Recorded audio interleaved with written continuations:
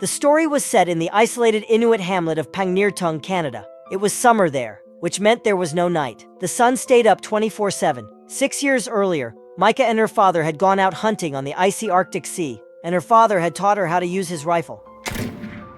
Time jumped 6 years later. It was still summer, and the sun still never set. Micah was now a teenage Inuit girl. She was rebellious and hated her town. She believed life there was boring and tried hard to save money so she could leave for the south. Her crew included her best friend Jessie. There was also the tough-talking, bragging Uki, and the more easygoing Lena. Micah also had a little sister, Asiva, who followed her everywhere like a shadow. The girls were extremely bored. All the adults in town were busy preparing for the big community dance. No one was watching the kids. Micah suggested stealing her father's boat and taking his rifle to go hunting on the tundra. The girls excitedly took off and messed around across the vast Arctic landscape. Micah raised the rifle and aimed at some cans in the distance. But just as she was about to fire, a massive polar bear appeared in her sight. The girls immediately panicked. The polar bear kept getting closer. Suddenly, Uki fired and hit the bear. Just when they thought the danger had passed, they heard another terrifying roar. The polar bear stood up again and charged toward them. Not far away, Micah's sister Asiva froze in fear. Uki tried to shoot again, but she was so nervous that she couldn't load a bullet properly. The polar bear was already within reach, and Asiva was in grave danger. At the critical moment, Micah pushed Uki aside, grabbed the rifle, quickly loaded a bullet, and fired at the bear's head just as it tackled Asiva. Micah rushed to check her sister. Luckily, Asiva was unharmed. The girls hurried away from the scene, but they didn't know the polar bear wasn't dead. A slimy tentacle emerged from its eye and burrowed into the ground. When they returned to town, they told the story to their friends. Local officer Lefebvre walked past and saw all the kids gathered, so he asked what they were doing. The kids remained silent. They knew they had stolen a boat, taken a rifle, and shot a protected animal. If the police found out, they would be in serious trouble. Meanwhile, at the harbor, a parasite had already arrived. A fisherman working there had no idea danger was near. Suddenly, a rope on the ground tightened. It looped around his ankle and he was dragged straight into the water.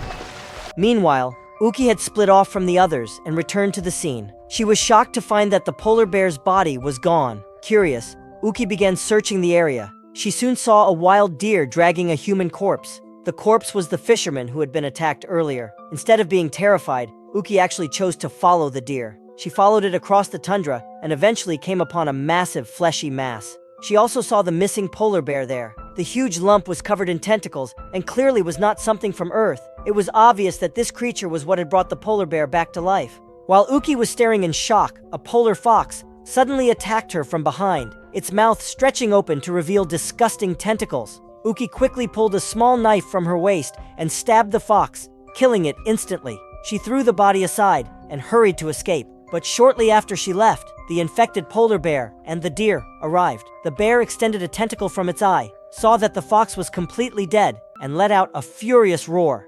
When Uki returned to town, she told her friends everything she had seen, but of course, none of them believed her. What they didn't know was that the vengeful polar bear had already followed them into town. The first victim was Officer Lefebvre. He was shocked to see a polar bear here and tried to chase it away, but he didn't know this was a mutated polar bear. Instead of leaving, it charged at him. The parasite entered his body. Meanwhile, Uki was still trying to explain everything to her friends when the now fully mutated Lefebvre stumbled into the room. His twisted and distorted face made it clear something was terribly wrong.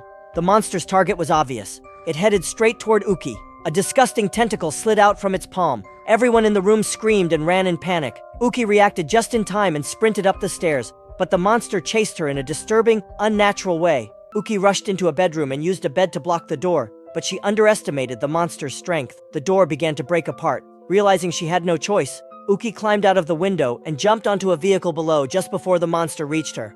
Micah seized the moment, approached the monster from behind, and launched a surprise attack. They managed to take it down. Micah quickly grabbed Uki and rushed to regroup with the others. But nearly all the adults in town were at a social dance. Most of the people left in town were just kids. While everyone panicked, Micah suddenly remembered that her sister Asiva was still at home. Sure enough, the parasite-infected fisherman had already entered the house. Asiva froze when she saw the monstrous figure, dropping her candy on the floor.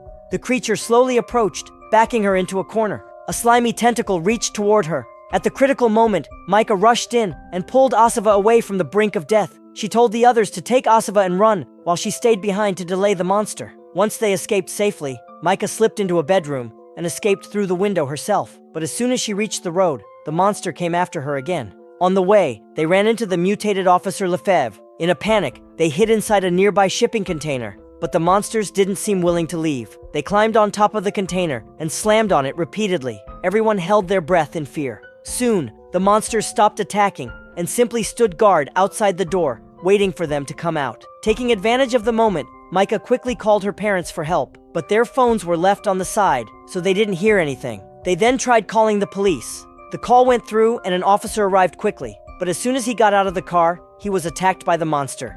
Their last hope for rescue disappeared, but staying inside wasn't a solution either, so they came up with a plan to fight back. Micah grabbed an iron rod, while Uki used a piece of clothing to lure the monster. As expected, the monster was attracted by the moving cloth. Micah took the chance and struck the monster in the face with the iron rod. The three girls rushed out of the container while the others stayed inside. Their goal wasn't to run away, but to raid Uki's shed, which was basically a small armory. They grabbed traditional Inuit weapons, like a harpoon and an ulu knife. Micah held onto her rifle. They even used knowledge from horror movies like The Thing. They knew they had to find a weak point.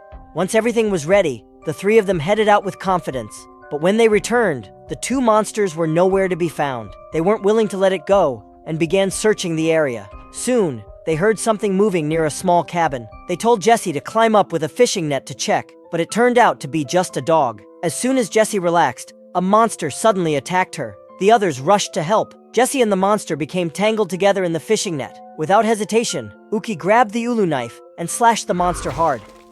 They successfully killed one of the monsters. At that moment, another boy rode his bike back into town. When he learned about the monsters and their fight, he immediately joined them. To lure out the last monster, Uki volunteered to act as bait. Micah lay in the distance with the rifle, ready to shoot at any moment. The plan worked. The monster soon appeared, but at the crucial moment, Micah messed up and missed several shots. Fortunately, they had a backup plan. They had set a trap on the ground earlier. Once the monster stepped into the right spot, the boy rode forward and pulled the rope tight with his bike. But to their shock, the monster extended a tentacle and bit through the rope, then charged straight toward Uki.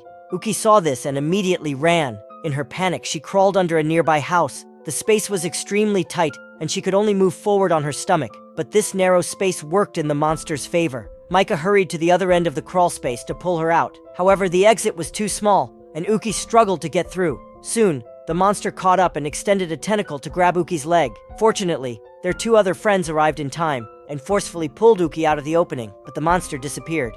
Micah told the boy to stay and take care of Uki, while she took Jessie to search for the creature. They soon found signs of the monster on the ground. It was heading straight toward Micah's house, so they followed the trail and arrived there. But they didn't see the monster. Instead, they saw Micah's father, Tony, returning home from the social dance. Just then, Tony noticed a bloody piece of clothing on the floor. Before he could figure out what was happening, the monster suddenly pounced on him from the side. Micah tried to help, but she was knocked back by a powerful hit. Luckily, she wasn't badly hurt. She turned and saw the monster pinning down her father, its tentacle reaching out to infect him.